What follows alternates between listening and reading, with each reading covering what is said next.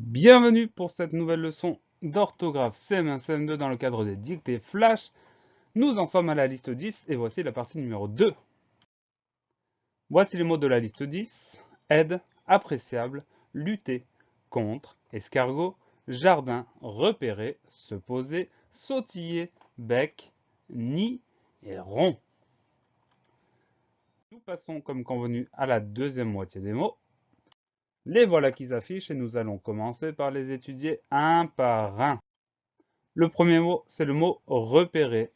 Repérer, première syllabe re, R-E, sans surprise. Deuxième syllabe P, P-E, accent aigu. Troisième syllabe ré, R-E-R. Ça veut dire que le son E à la fin du mot s'écrit E-R, tout simplement parce que ce mot-là est un verbe, donc il n'y a pas de réelle difficulté. Repérer, R-E-P-E, accent aigu, R-E-R.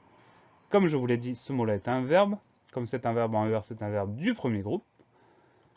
On va essayer de le conjuguer. Alors au présent, ça donne elle repère. Tandis qu'au passé composé, ça donne par exemple ils ont repéré. À noter que le son et du milieu du mot repérer va se modifier selon la conjugaison. Parfois ça se prononce est, parfois ça se prononce et. À l'infinitif repérer, ça se prononce et. Au présent, elle repère, ça se prononce est. Et à mesure qu'on va varier la façon de le prononcer, on va changer l'accent. Quand c'est et, c'est un accent aigu. Quand c'est est, c'est un accent grave. La dernière façon de conjuguer qui nous est offerte en exemple, ça nous donne le participe passé. Le participe passé, c'est repérer avec un E accent aigu à la fin. Voilà pour le mot repérer, R-E-P-E accent aigu, R-E-R. Le mot suivant, c'est en fait deux mots, c'est se poser. On a d'abord le pronom se qu'on écrit S-E, et ensuite on a poser. Poser, on a la syllabe po, P-O, et on a la syllabe Z. Le son Z s'écrit avec un S, comme ce S est entouré de deux voyelles, il se prononce Z. Et ensuite à la fin on a le son E qu'on va écrire ER, parce que ce mot-là est un verbe. Donc on fait attention, il y a deux mots, se d'abord S-E et poser ensuite P-O-S-E-R. Comme je vous l'ai indiqué, c'est un verbe, et comme c'est un verbe qui a un petit pronom devant lui, c'est le pronom se, on appelle ça un verbe pronominal. Donc c'est bien se poser qui forme le verbe avec le pronom plus l'infinitif, verbe pronominal. Comme c'est un verbe en ER, c'est un verbe qui appartient au premier groupe. Attention, on va le conjuguer, mais dans la conjugaison d'un verbe pronominal, on doit faire varier également le pronom. Par exemple, au présent, on va dire tu te reposes. Ça veut dire que le pronom se de l'infinitif, se poser, il se transforme. Tu te reposes. Et au passé composé, ça donne par exemple avec nous, ça donne nous nous sommes reposés. Le pronom se transforme encore une fois. Le pronom se transforme en nous à la première personne du pluriel. Nous nous sommes reposés. Cette dernière façon de conjuguer nous offre le participe passé. Le participe passé de ce verbe-là, c'est reposer avec un E accent aigu à la fin. Voilà pour le verbe pronominal se poser. S-E, plus loin, P-O-S-E-R.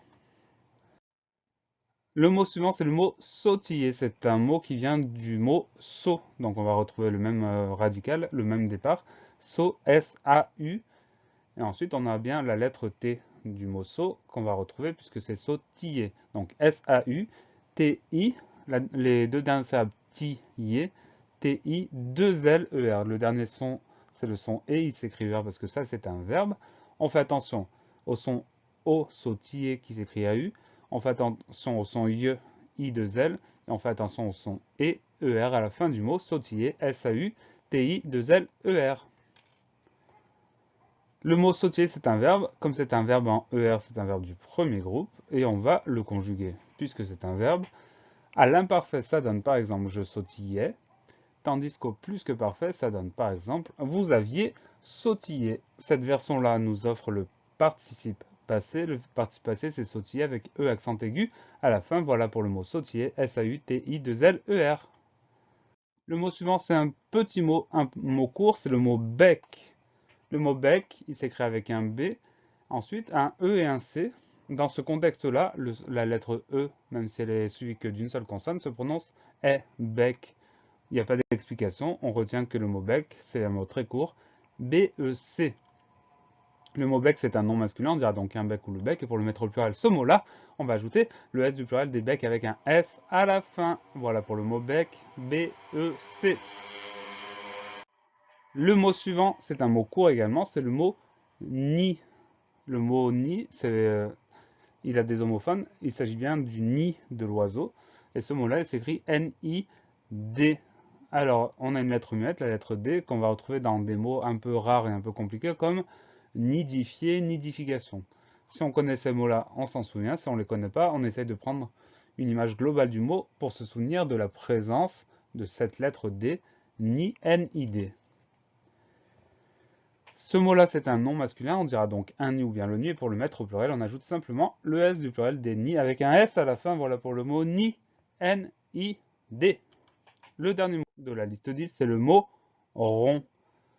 Au début, on a la lettre R, ensuite on a le son ON qu'on écrit ON, et à la fin du mot, on a une lettre muette, la lettre D, mais c'est une lettre qu'on retrouve dans le mot ronde. Donc ça, on arrive à s'en souvenir généralement, rond, R-O-N-D.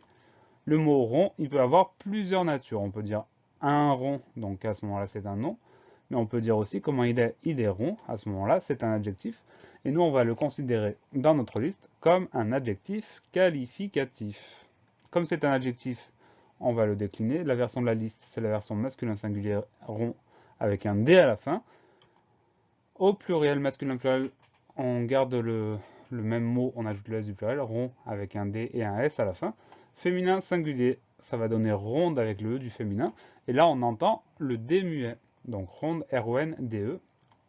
Et enfin, féminin pluriel, on ajoute le E du féminin, le S du pluriel, ça nous donne ronde avec ES à la fin. Voilà pour le mot rond, R-O-N-D. On est fini, pensez à réviser, pensez à vous entraîner et à très bientôt sur la classe plus.